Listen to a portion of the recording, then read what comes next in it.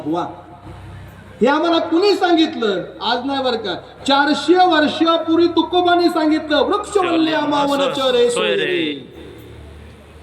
400 वर्षापूर्वी बरं का म्हणले. आज काय होतंय म्हणले, त्या ठिकाणी जूनला झाडं लावले, जुलैला सपाट, कावळा म्हणतो काव काव आणि सरकार म्हणतो झाडं लाव. कावळ्याला बसायला जागा नाही आबा, मग तिसऱ्याला कावळा शिवाना, तुमचं भाग्याने पुढे करायचं, सगळे 10वीत तुझं गोळा करून येताय म्हणले, कारण तिथं कावळा शिवतोय.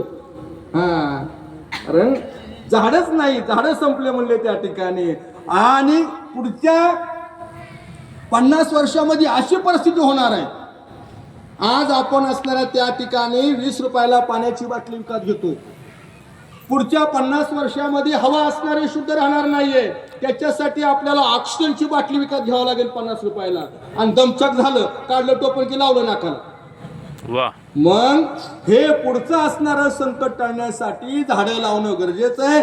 कमीत कमी प्रत्येकाने 5 तरी झाडं लावावेत आणि झाडावर प्रेम करावर का म्हणले. पण आमच्या सगळं कोणतरी येतं आणि सांगतो म्हणले, महाराज तुमच्या दारामध्ये चिंचाचं झाड आहे, चिंचेचं झाड तोडून टाका म्हणले.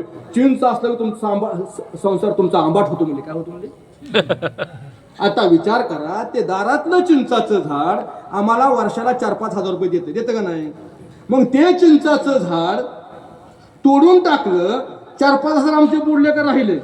बुडले. आमचा संसार असणाऱ्या त्या लक्ष्मी नसल्यामुळे आंबाट झाला. हो, कोणाचं ऐकायचं नाही. निसर्गावर असणारं प्रेम करा आणि निसर्गावर प्रेम करा.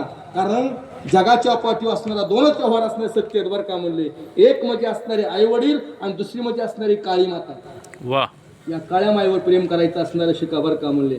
एक वेळेस असणाऱ्या त्या ठिकाणी, तुमच्याकडे असणाऱ्या त्या ठिकाणी पण तुमच्या कपाळाला माती लावायला पाठीवर माती भेटणार नाही. काळ्या आईवर असणारं प्रेम करा त्या ठिकाणी.